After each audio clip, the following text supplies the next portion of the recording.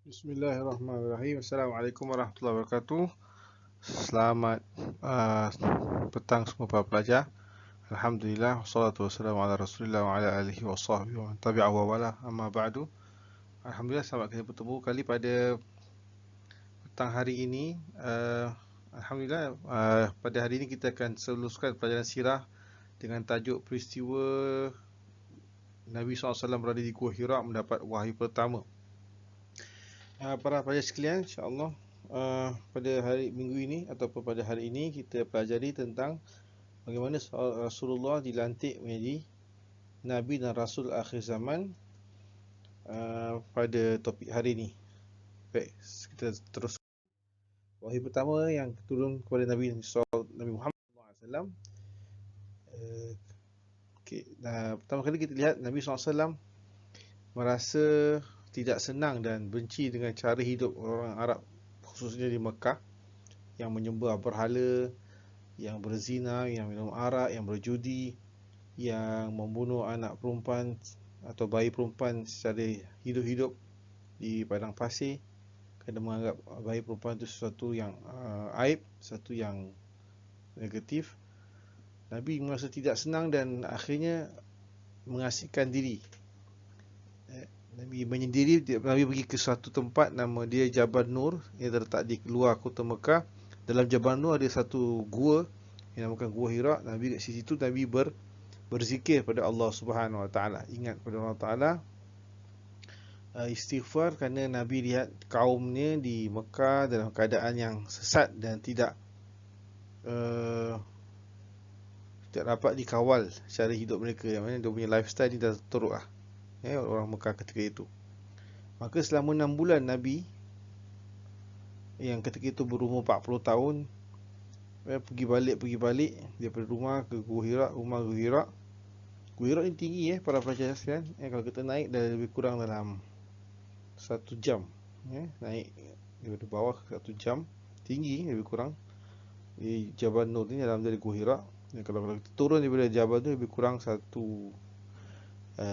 lebih kurang cepat sikit lah, dalam 45 minit atau setengah jam. Jadi siapa yang pernah naik Gua Hira, Ustaz dah pernah naik dulu, memang tinggi tempat dia. Jadi bayangkan Rasulullah naik Gua Hira tiap hari, tinggi about lebih kurang berapa tingkat, 20, 30 tingkat, 40 tingkat lah, atau 50 tingkat tinggi. 40-50 story. Tinggi sekali Gua Hira dekat Jabal Nur. Ini ulang-alik ni. Selama 6 bulan Nabi kat situ, sampai pada 17 Ramadan. Masa itu belum lagi puasa lah. Bulan Ramadan belum lagi wajibkan puasa, iaitu bersamaan 6 Ogos 650 Masih. Nabi yang berumur 40 tahun ketika itu didatangi oleh malaikat Jibril. First time Nabi nampak malaikat Jibril, bawa wahyu pertama, suruh Nabi baca. Nabi kata, aku tak tahu baca sebab aku ni seorang yang buta huruf, ummi, illiterate. Nabi illiterate, ummi atau buta huruf, tak tahu baca, tak tahu tulis. Malaikat Jibril terus peluk Nabi SAW, baca juga selama 3 kali. Akhirnya Nabi baca ikut apa yang Jibril baca, iaitu surah Al-Alaq ayat pertama sampai ayat kelima. Nabi ikut lah, maknanya Jibril baca, Nabi ikut. Nabi baca, Nabi ikut. Tapi Nabi tak tahu, tak kenal ni huruf apa. Memang tak ada tulisan. Jibril baca, Nabi ikut. Apa surah ataupun wahyu pertama tu, iaitu surah Al-Alaq ayat 1 sampai 5. Maknanya sebahagian surah Alaq ni, bukan semua, first 5 ayat, first 5 verses, iaitu a'udzubillahi minasyaitonirrajim, bismillahirrahmanirrahim, iqra bismi rabbikal ladzi khalaq, bacalah dengan menyebut nama Tuhanmu yang menciptakan, khalaqal insana min 'alaq, dialah Tuhan, yakni Allah, yang telah menciptakan manusia dengan segumpal darah. Iqra wa rabbukal akram, bacalah wahai Muhammad SAW, dan Tuhanmu yang maha pemurah. Alladzi 'allama bil qalam, yang mana Tuhanmu yang mengajar manusia dengan perantaraan qalam, iaitu pen. 'Allamal insana ma lam ya'lam, iaitu Allah telah mengajarkan manusia apa-apa yang manusia tidak tahu. Ini ayat pertama diturunkan pada Rasulullah SAW tentang wahyu pertama sebagai seorang Nabi. Dan Baginda bila dapat wahyu tu rasa cemas, takut. Cemas tu maknanya rasa apa tu, uh, uh, takut lah, ataupun tak sedap dengan kerja yang berlaku pada Nabi, yang menyebabkan Nabi SAW balik kat rumah dan keadaan menggeletar, shivering, macam apa, macam nak demam, nak sakit gitu, berpeluh tu pada Nabi. Dan sampai kat rumah, Nabi ceritakan kepada isteri dia, Siti Khadijah. Akhirnya Siti Khadijah tenteramkan Nabi, selimutkan Nabi, dan cakapkan Nabi yang kata-kata yang apa, yang perangsang. Kata Siti Khadijah, demi Allah, wahai suamiku, Tuhan tidak akan mengecewakan anda kerana apa yang anda mengikat tali persaudaraan. Maknanya Nabi dulu masih sebenarnya Nabi suka damaikan orang yang bergaduh, dan anda sentiasa bercakap benar, kata isteri dia, menolong anak yatim dan menolong orang-orang yang susah. Jadi Nabi isi kasih kata-kata yang positif lah, so Nabi cool down. Itu pun Nabi masih lagi rasa takut dan tak sedap. Akhirnya Siti Khadijah bawa suaminya Rasulullah SAW berjumpa dengan sepupu Khadijah yang nama dia Waraqah bin Nawfal. Waraqah bin Nawfal ni seorang padri Kristian. Dia tahu tentang Bible dengan Torah, New Testament, Old Testament, tentang agama Kristian dan agama Yahudi. Jadi bila dia tahu tentang ni, kata Waraqah, wahai Muhammad, telah ditentukan kamu akan menjadi seorang Nabi dan Rasul akhir zaman, kata Waraqah. Itulah dia namus, kata Waraqah, iaitu Jibril. Orang Kristian dan orang Yahudi panggil Jibril namus. Kata Waraqah, inilah dia namus, iaitu malaikat Jibril yang pernah datang menemui Nabi Musa, melantik Nabi Musa menjadi Nabi. Dan kata Waraqah, alangkah baiknya jika aku dapat hidup sama denganmu, dengan kau Nabi Muhammad, aku dapat tolong kau, sebab nanti kaum kau orang Mekah akan usir kau, akan halau kau keluar daripada Mekah. Nabi tanya, betul ke akan usir? Betul. Semua orang yang buat ajaran Nabi Allah, ajaran Allah Subhanahu Taala akan diusir oleh kaumnya sendiri, kata Waraqah. Tapi malahnya Waraqah bin Nawfal dah tua, buta. Dia meninggal dunia selepas beberapa tahun selepas tu kerana dah sakit tua. Dia tahulah yang Rasulullah ni, Nabi Muhammad SAW akan menjadi Nabi akhir zaman. Jadi bila dia dengar tu, Siti Khadijah sokong kuat, support kuat suami dia dalam dakwah Islamiah, menyuruh umat Arab Quraisy memeluk agama Islam, mensucikan Allah Ta'ala, menyebut Allah Ta'ala Tuhan satu, dan juga menyuruh umat manusia semua masuk Islam. Baik, kemudian turun wahyu kedua, second revelation, iaitu surah Al-Mudaththir. Ini surah Al-Mudaththir, para pelajar, ayat 1 sampai 7. Surah ni mengenai ketika Nabi dapat dah 3 bulan dapat wahyu pertama dari Iqra tu. Nabi pergi ke Gua Hira juga untuk beribadat. Turun surah ni, Nabi nampak malaikat Jibril dengan dia punya fizikal dia yang betul lah, iaitu tinggi sekali malaikat Jibril. Kata Rasulullah, malaikat Jibril ni sampai kepala dia terkeluar dunia, kaki dia pun terkeluar dunia. Maknanya besar betul malaikat Jibril. Takut Rasulullah pulang balik ke rumah, takut suruh Siti Khadijah selimutkan Nabi, sebab nampak malaikat Jibril besar sekali, sampai boleh terkeluar bumi, terkeluar pada langit semua. Besar malaikat Jibril. Nabi rasa takut, balik selimut. Turun ayat ni, ya ayyuhal mudaththir, maksudnya wahai orang yang berselimut, kum fa'anzir, bangkitlah engkau dan berilah peringatan pada kaummu. Kum fa'anzir, maknanya Allah Ta'ala dah turunkan wahyu kedua ni, surah Al-Mudaththir ayat 1-7, suruh Nabi mula berdakwah. Maka setelah turun wahyu kedua ni, bermula Nabi menyebarkan tanggungjawab dakwah Islamiah kepada semua umat manusia ketika itu.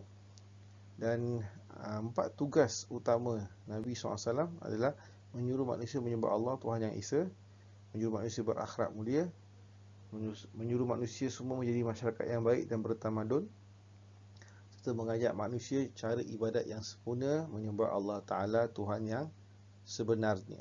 Itu wahyu yang kedua bila diturunkan. Nabi start menyebarkan agama Islam kepada orang Mekah dahulu ketika itu. Selama berapa tahun? 13 tahun lamanya. Maka unit yang kedua ni iaitu peringkat dakwah Nabi SAW. Apa dia punya peringkat ni step by step. Apa yang Nabi buat bila Nabi dah disuruh, dah dilantik oleh Allah Ta'ala jadi Rasul dan Nabi akhir zaman. Buat pertama, Nabi berdakwah dengan cara rahsia selama 3 tahun pertama. Dia umur Nabi umur 40 sampai umur Nabi 43 tahun. Nabi dakwah secara rahsia, maknanya dia secretive. Tak ada orang Mekah kebanyakan tak tahu. Dan Nabi berjaya mengajak 55 orang Mekah masuk agama Islam di kalangan keluarga Nabi, sahabat-sahabat karib Nabi, sahabat-sahabat Nabi yang dekat, dan beberapa slaves, hamba saya di rumah sahabat Nabi yang namanya Al-Arqam bin Abil Arqam, letak di dekat dengan luar Masjidil Haram di Mekah. Jadi 3 tahun Nabi berdakwah, 55 orang masuk Islam. Antaranya Sayyidina Abu Bakar, sahabat Nabi yang pertama, orang dewasa. Isteri Nabi lah yang memang kuat itu Siti Khadijah. Nabi punya sepupu yang masih kecil iaitu Sayyidina Ali bin Abi Talib. Ada Nabi punya hamba saya Zaid bin Harithah, dan banyaklah. Dan ada juga golongan yang dipanggil As-Sabiqun Al-Awwalun, iaitu sahabat-sahabat yang pioneers, yang perintis masuk agama Islam mula-mula. Antaranya Sayyidina Osman bin Affan, Sayyidina Abdul Rahman bin Auf, ini juga Al-Arqam bin Abu Arqam masuk Islam secara pelan-pelan, ada sembunyi-sembunyi. Lepas 3 tahun, tahun keempat, Allah Ta'ala turunkan surah Al-Hijr ayat 94 yang berbunyi fasda' bima tu'mar wa a'rid 'anil musyrikin. Sebarkanlah wahai Rasulullah apa yang diperintahkan Allah kepadamu secara terang-terangan, jangan hiraukan